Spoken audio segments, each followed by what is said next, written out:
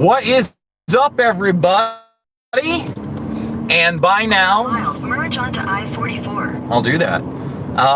By now, everybody knows that Roger Stone has officially, come on, yeah, officially been pardoned by Donald Trump. And I know that this is going to be a huge contention with people, quote unquote, on the left and people who listen to the mainstream and follow all that. But I want to say this. Good. Not because I like Roger Stone, not because I think Roger Stone is a good person. In fact, again, I take issue. 44 for 28 miles. Sorry, guys, the old GPS. We're in Missouri, by the way. We're on the way to the Ozark. Yes, there is audio. There's 100% audio, right? Yeah, Max, that's you. Well, all right, you're right. It's a pardon, though. Come on. Commuted, whatever. It doesn't matter. Does it? It's the same thing. I mean, we're talking about semantics. So again, I want to talk about why I don't like Roger Stone, okay? And I, honestly, if you were watching me before COVID 1984, so I thought, damn, you would know that I was in DC just before CPAC, and I went to the InfoWars emergency, like, free speech thing that was really supposed to be all about Roger Stone, because Roger Stone still had his hearings over in DC, and we're talking about, you know, not only just Alex and Owen Schroyer and Millie Weaver and the InfoWars crew, but people like Michael Flynn Jr. were there, Gavin McInnes was there, who was it? Nick. So after, you know, my encounter with Alex Jones, when I was interviewing Rob Dew and talking to him, and Rob, you know, kept trying to obfuscate me talking about Assange and the OPCW, and he wanted to talk about Roger Stone. And I make sure that I get Assange in there, because the real issue is Assange. If we want to promote this president, you want to know how you get my vote and you get me out there campaigning for Donald Trump? Drop the charges against Assange. Get him out of Belmarsh. Send him back to Australia. Leave him alone. That's all you got to do. That's all you got to do. And I'll scream from the rooftops, Trump 2020. Remember when you loved the WikiLeaks? Couldn't get enough of the WikiLeaks. Love those WikiLeaks. And now they're done. Right? So, with some others after the event, we're hanging out, very sociable. You know, just having beers and talking. And, you know, we started talking about Trump, and, you know, well, they're like, well, he's not as bad as Obama. And I go, what are you talking about? He's the drone president. He's drone bombed way more than Barack Obama, but you're not hearing about that because the left doesn't, they don't want to stop bombing Afghanistan. They don't want to stop bombing Iraq. They don't want to with AFRICOM and every other, you know, second and third world nation that they deem drone worthy. They don't want to stop that. So you're never going to hear that Donald Trump is the drone president, that he droned way more than Obama did in his first 4 years, okay? Whether you want to admit it or not, that's a fact. All right, so we're sitting there, and that comes up. And you know, one of the people look into it, and they're like, well, it seems like he's right. Oh, didn't see any headlines on InfoWars after that, did you? It's not like they don't know. Okay, someone brings it to their attention. I brought it to their attention. And then we went back on, you know, InfoWars and Roger Stone were not getting along. Okay, and I know that's hard for some people to believe that, you know, there are rifts in the alternative media or behind the scenes or any of that, but there was something else going on there. I didn't get the specifics of why, you know, Stone was upset with Alex Jones or InfoWars, but obviously they worked it out.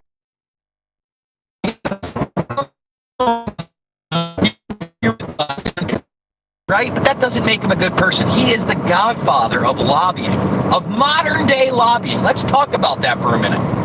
One of the largest obstacles we will ever have in bringing back our constitutional republic is stopping modern day lobbying and treating corporate people none of the consequences.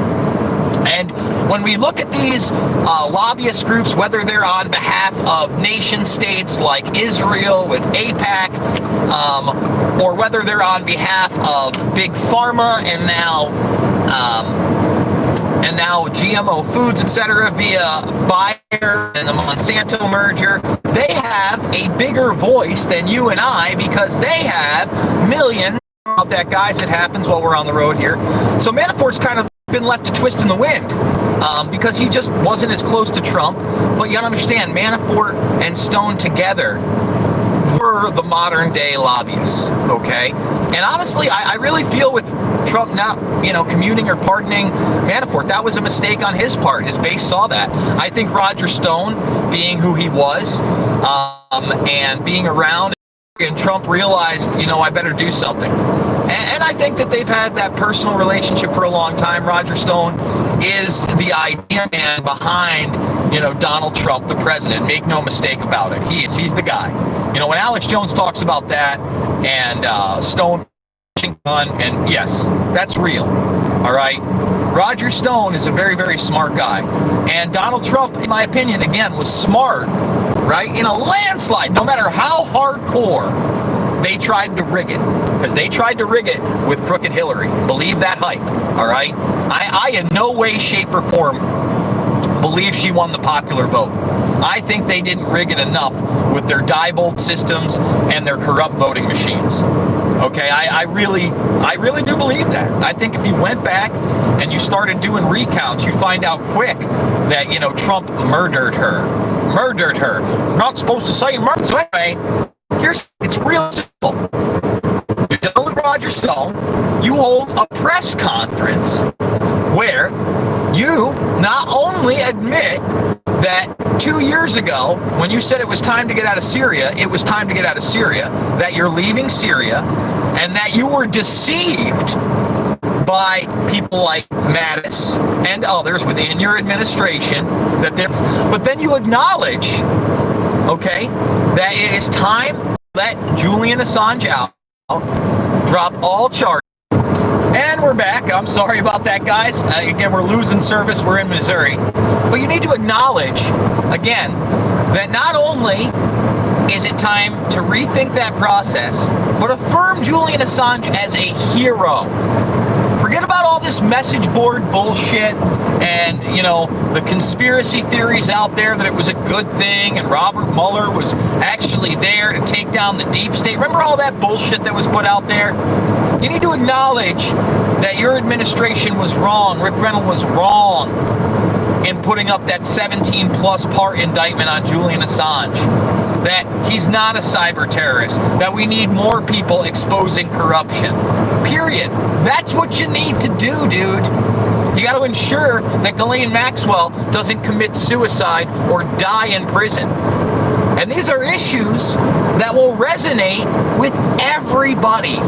With everybody, because the bottom line is the vast majority of us want the truth. The vast majority of us understand that there is a class above us, that predator class that truly is above the law. And when I hear nobody's above the law, nobody's above the law, nobody's above the law, and you constantly hear it with Trump, right, as the president, all you're hearing is bullshit rhetoric. That's all that is. So look, again, Roger Stone is no angel. And I am not, a promoter of Roger Stone. But did he deserve to go to prison for what they claimed he did? Absolutely not. Absolutely not. And it sets a bad precedent when you go after somebody not because of their actual crimes, right? Because we could talk about Roger Stone being a consultant over at Nexium, right? We could talk about that because it's something to talk about. And he kind of whitewashed that and said that they need a lawyer, not a consultant. Can you imagine what he saw on the inside with the Bronfman sisters and Keith Raniere back in the day? And that's just a small part of it. Remember, this guy was mentored by Roy Cohn. And, again, I've watched the Where's My Roy Cohn documentary. There's another Roy Cohn documentary out right now that I have downloaded, but I have yet to watch. Maybe I'll watch that tonight. I don't know. We'll see. But listen, anybody do the research on Roy Cohn, who also was a mentor to Donald Trump. He's not a great person. He's a ruthless sociopath. okay? And what we need is more, empathy towards each other. We need more understanding. We need more accountability. And we have to do that by pointing out these facts, right? Not using talking points, not using lies, not using our hatred for another person or dislike of another person to say, well, he might not have done that, but he should go to jail anyway because I don't like him. That's not a system of justice. That's a system of injustice. So guys, I'm on the road. I'm almost over at the Ozarks. I'm going to spend a day or two there. Then maybe I'm going to do Kansas City. I'm thinking maybe Iowa. Maybe go to the Iowa State Fair. And then South Dakota. And then North Dakota. But we are on a trip to find all the freedom. So if you want to support me, GoFundMe link is down below. $5, $10, $15 means the world to me. Big donors need you now more than ever. Sorry, I'm choking a little bit, but again, it's been a long couple weeks, but it's been a good couple weeks just seeing how much better everywhere is than New York State, and that's the reality. I love you guys. We'll be talking soon. I'll see you on the flip side.